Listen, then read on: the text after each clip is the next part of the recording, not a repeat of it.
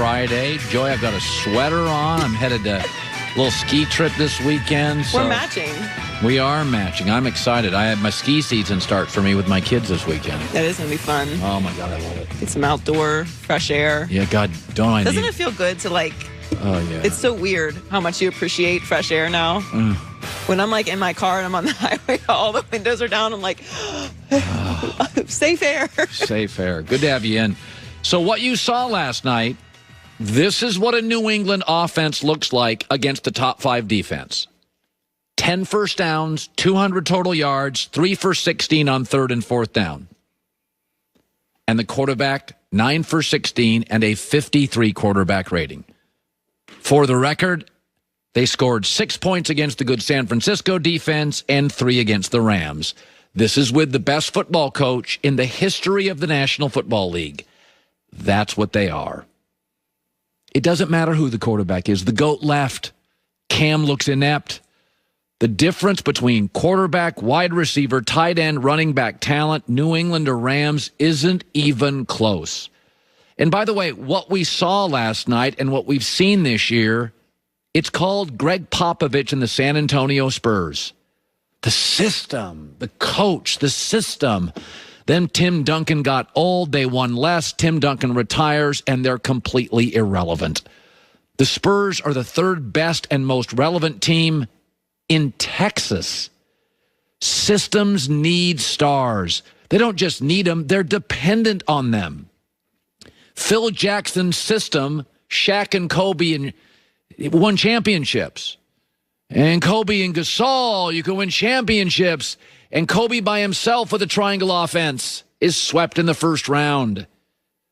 Phil Jackson, how'd he do when Michael left for baseball? The system doesn't work as well.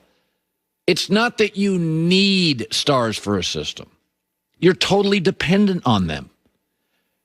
New England, though, fell into something I've seen so many times. Old, successful men.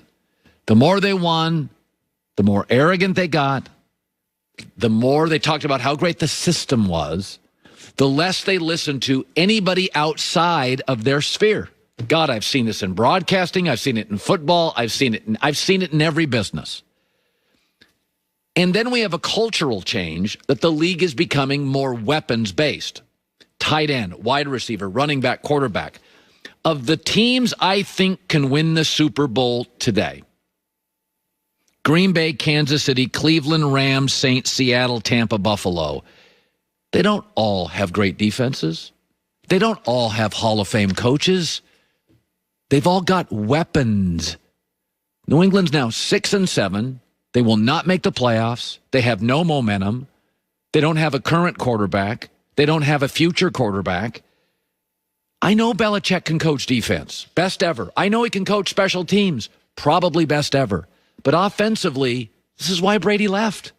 You can't win big in this league, even with the world's best coach, a top 10 defense, great special teams, when you have a BB gun for an offense. If you took the top 10 skill players in that game last night, quarterback, receiver, tight end, running back, the Rams have all 10.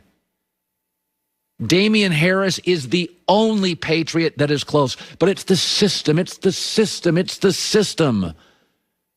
They're dependent on stars. And Sean McVay, by the way, he's got a system too with a bunch of good players. Belichick's a great coach, the best ever. But I've seen it. So was Popovich. But I've seen it over and over. Mid-70-year-old legend. The more they win, the more you read about the system, the more they think they know, the less they let anybody in, and the system has value. But the Spurs don't have a star, and the Patriots don't have a quarterback, and no great coach or system can win with it. You've seen it twice this year when they faced the top defense. 6 points against the Niners, 3 against the Rams, 10 first downs, a 53 quarterback rating. Watch the games. Systems have value, but they are wholly dependent on stars. The Kobe, the Shaq, the MJ, the Pippen, the Brady, the Duncan. All right, let's, Big game this week. Worst odds to win the NFC East at 40-1 according to Fox Bet Sportsbook, but they have the easiest opponent based on record this week in the Bengals. The Giants host the Cardinals while the Eagles have to face the Saints, and Washington goes on the road against the Niners. So Shannon, how does the NFC look on Monday?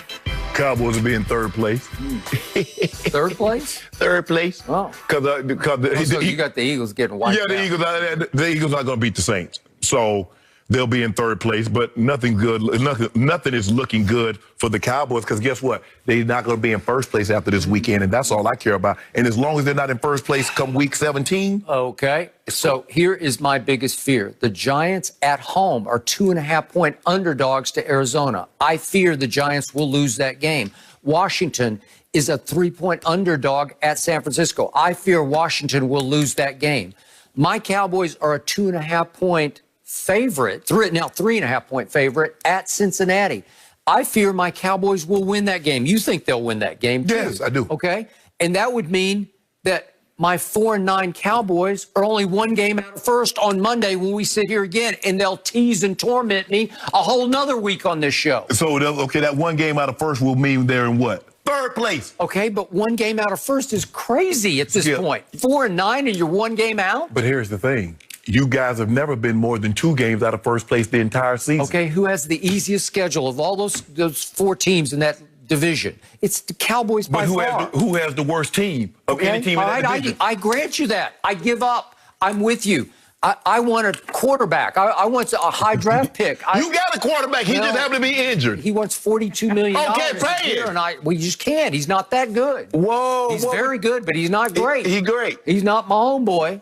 I give you that. You said you'd rather have him over my homeboy. Okay, but why wouldn't I want a higher pick? And right now, Cincinnati's a half game worse than we are. So they're sitting with the 3rd pick. We need to lose. So you'd rather lose to Cincinnati?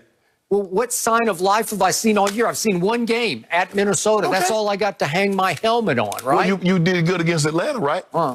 We stole it. Okay. Look, you're going to be in 3rd place. And you're going to get your hopes up. You're going to come in here and you're going to say, how about them Cowboys? And then you're going to lose out. Okay. But one game out,